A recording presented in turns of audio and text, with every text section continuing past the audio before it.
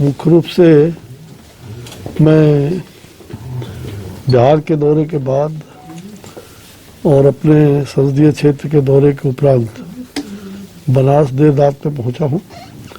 अभी हमारे सीएमओ और सभी इम्यूनाइजेशन ऑफिसर, वैक्सीन के जो इंचार्ज है, सभी लोगों से एक समीक्षा कर रहे थे।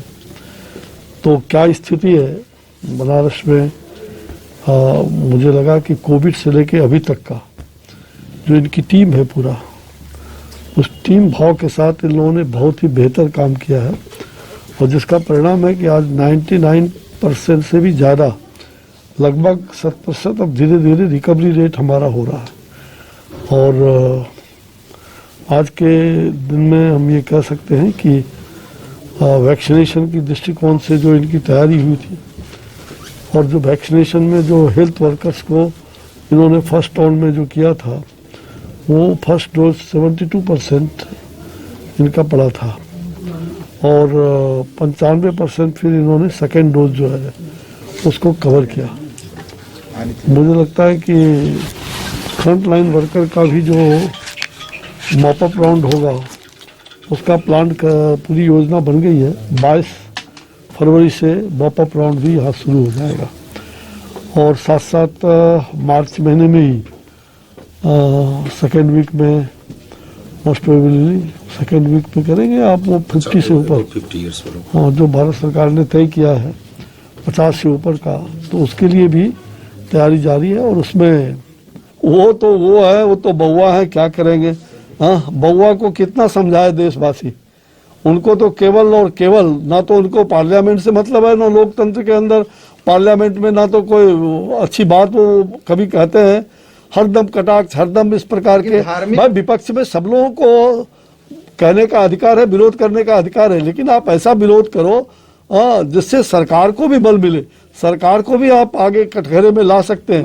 ऐसा कभी आपने नहीं किया। बराबर राफेल का मामला हो, सभी मामले में तो जो जाकी रही भावना जैसी, तीन मुहूर्त देखे ही तीन जैसी, तो जिनकी भावना जैसी है सबको लगता है आपने क्या किया। हाँ, करप्शन, आपका पूरा परिवार, आप सारे लोग करप्शन को बढ़ाने में लगे रहे और आज कह रहे हो ये भीड़ जुटाने के लिए मस्जिदों से ऐलान किया जा रहा है। हमारे कहीं से ऐलान हो, भीड़ जुटाने के लिए भीड़ होगी, वो भीड़ अस्थायी नहीं हो सकता है। बात करें, राहुल गांधी जी ने ट्वीट किया है पेट्रोल डीजल के मूल्य वृद्धि को लेके कि आप जुमले पे शोर मचाते हैं और हम सच का आईना दिखाते हैं। 2013 में $93 प्रति बैरल तेल था तो हम 71 में बेच रहे थे, अब 30 रुपए कम हो गया और अब 100 के ऊपर जा रहे हैं। आपने देखा कि हमने बड़े मूल्यों को कितना कम किया था और आज भी हम कम करने के प्रयास में लगे हुए हैं। और ये वैश्विक बाजार का मूल्य हम निर्धारण नहीं करते हैं और उसको हम नियंत्रित करने का काम अपने हिसाब से कर रहे हैं। और इतना सारा सब कुछ हो रहा है देश में, इतने कल्याण के काम हो रहे हैं, वो दिखाई नहीं पड़ रहा है कि नहीं को, वो उनको दिखाई नहीं पड़ रहा है। मतलब कब तक जाएगा, कितना ऊंचा जाएगा? मुझे लग रहा है ये तो वैश्विक बाजार में तय होता है और उसके घटने बढ़ने का हम लोग नियंत्रित करके उसको कैसे जनता को उपयोगी हो। और आने वाले दिनों में तो अब वैकल्पिक पेट्रोल भी आप जानते हैं अरब के खाड़ी में तैयार होता है। अब वैकल्पिक बाजार, वैकल्पिक तैयारी के लिए भी भारत तैयार है और आने वाले कुछ वर्षों में हम किस प्रकार से इथेनॉल से कैसे तैयार किया जा सकता है, उसकी तैयारी में हम लोग जुटे हैं आने वाले कुछ वर्षों में। और अपना पेट्रोल होगा, स्वदेशी पेट्रोल होगा, तो स्वदेशी ढंग से उसको और स्वदेशी कीमत निर्धारण होगा। पश्चिम बंगाल में दीदी कब तक जय श्री राम कहेंगी? काफी नाराज हैं। मुझे लगता है कि जय श्री राम के बिना उनका कल्याण भी नहीं होने वाला था और अब तो उन्होंने राम को फटकार दे दिया, तो कहाँ से कल्याण। भतीजे ने तो पेशी के लिए बुला लिया, मुकदमा किया है मानहानि का अमित शाह जी के। मुझे मालूम है, उन्होंने सब कुछ किया है। वो तांडव नृत्य कर रहे हैं बंगाल के अंदर और बंगाल में जनता ने ठान लिया है कि हमें नरेंद्र मोदी जी की सरकार चाहिए, भाजपा कमल की सरकार चाहिए और इसलिए नरेंद्र मोदी जी की सरकार वहां बनेगी, इसमें कहीं दो मत नहीं।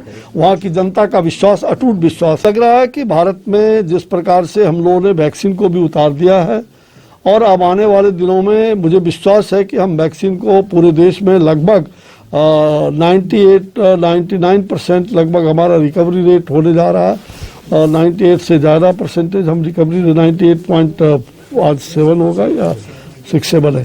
तो मुझे लग रहा है कि आने वाले कुछ दिनों में ये वैक्सीन भी चल रहा है, तो हम कोरोना मुक्त भारत कैसे बने इसका प्रयास है। आपने देखा कि अभी पोलियो मुक्त हम भारत बनाए थे, लेकिन आज भी हम पोलियो को डोज दे रहे हैं, सावधानी बरत रहे हैं, हर चीज़ों को जागरूकता फैला रहे हैं।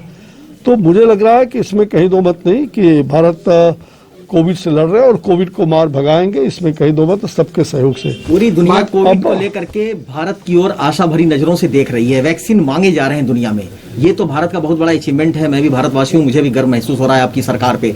लेकिन किसान आंदोलन को लेकर के दुनिया क्यों क्रिटिसाइज कर रही है मोदी जी की सरकार को? मुझे लग रहा है कि किसान आंदोलन में आपको देखा होगा आपने कि कहीं भी दुनिया तो छोड़ दीजिए, देश में भी जगह जगह किसान आंदोलन का कहीं भी बहुत ज़्यादा लहर हो कहीं नहीं है। जानते हैं लोग, समझ रहे हैं कि मोदी जी ने जिस प्रकार से किसानों को उनकी आय को 2022 तक दुगुनी करनी है और उसके लिए क्या नहीं किया। अब बजट का जो हमारा एक्ट है उसमें एक भी, कई राउंड बातचीत हुई कि एक भी आप कोई उसमें त्रुटि निकाल दो तो उसको हम सुधार करेंगे। लेकिन ये तो राजनीतिक कह सकते हैं गलतफहमी पैदा करना, भ्रम पैदा करके एक राजनीतिक षड्यंत्र के तहत इस प्रकार के आंदोलन कौन है? नहीं, वो मुखौटा सबके सामने आ गया है, उसमें कहने की जरूरत नहीं है। जिस प्रकार से विपक्ष के लोगों को एक सार्थक प्रयास करना चाहिए, उन्होंने स्वयं अपने कालखंड में, कांग्रेस की सरकार थी, क्या उन्होंने इसको नहीं लाया था? क्या शरद पवार जी ने नहीं किया था? क्या बार बार ये बातें आती रही है कि सबने किया और आज फिर उसका विरोध करके उनके साथ जाते हो, ये क्या मतलब? मुजफ्फरनगर में रैली कर रही है किसानों को लेकर। देखो, ये किसानों के दुश्मन है, किसानों के हितैषी नहीं हो सकते, जिन्होंने अपने आजादी के बाद आज तक कभी भी किसानों क्या देशवासियों पर ध्यान नहीं दिया, केवल घर परिवार और मतलब अपने परिवार को बढ़ाने में लगे रहे। उनको क्या जरूरत है किसान से? ये केवल दिखावा है, छलावा है। और प्रधानमंत्री नरेंद्र मोदी एक तपस्वी के रूप में लोगों को, किसानों को जिस प्रकार से ये बजट में हमने प्रावधान, अब जिन्होंने हल्ले उठा दिए कि मंडियां खत्म कर देंगे, 1000 से भी ज्यादा मंडियों को और हमने सुसज्जित करने का इस बजट में फिर से प्रावधान किया है। हमने एमएसपी प्राइस को, आपने देखा कि ये आज भी है, कल भी है, कल भी रहेगा और कोई भी हालत में एमएसपी प्राइस नहीं हटेगा। हमने सारी बात किया है जनता के कल्याण के लिए। अब आपने देखो कि हमने दलहन, तेलहन, धान, गेहूं, जो भी अनाज है उसमें एमएसपी प्राइस हमारा 40% से लेके 70-80% तक कई चीज़ों में हमने वृद्धि किया है और 1.5 गुना जो उनके फसल के कीमत जो उनके आते हैं उससे 1.5 गुना उनको कीमत कम से कम मिले, ये हम सब लोगों ने प्रयास किया है और इतनी अच्छी मतलब कहा जाए विधेयक है। अब उसको कुछ लोग कुछ राज्य में इस प्रकार के जो भी माहौल बने थे, धीरे धीरे लोग समझना शुरू कर दिए हैं और सरकार कभी भी किसानों के हित में ही काम करने वाली है। किसान के जो अच्छे उनके सुझाव हैं उनको हम ग्रहण करने के लिए हरदम तैयार है, हरदम वार्ता करने के लिए तैयार रही है।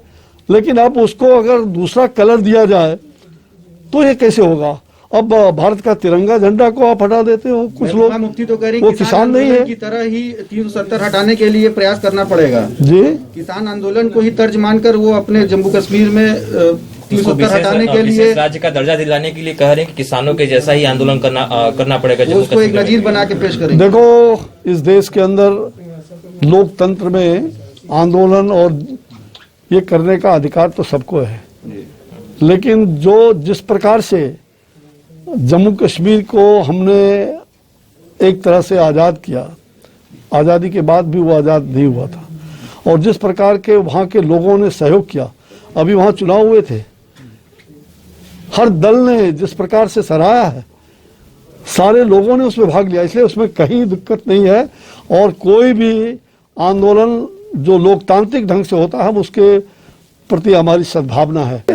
मैं फिर कह रहा हूँ, आदरणीय प्रधानमंत्री जी बार बार लोगों से आग्रह कर रहे हैं और मोबाइल में आपको देखते हैं कि बराबर विज्ञापन भी आते रहे, एडवर्टीजमेंट भी आते रहे कि भाई अभी आपको अगर वैक्सीन भी हुआ, दवाई होने के बावजूद भी सावधानी बरतनी है और सावधानी बरतना और चेन को तोड़ना ये दोनों कोविड को, तो वो काम हो रहा है। कहीं कहीं पर इस प्रकार की जो नहीं हो पाता वो बढ़ जाता है। तो मुझे लग रहा है कि दुनिया के कई देशों में लॉकडाउन की स्थिति हुई है, लेकिन भारत सौभाग्यशाली है हम लोग कि हम लोगों ने हर प्रकार से सावधानी भी बरता है और उसके हर कदम को हम आगे जागरूकता पूर्वक कर रहे हैं। तो हमें जागरूकता बढ़ाने की ज़रूरत है।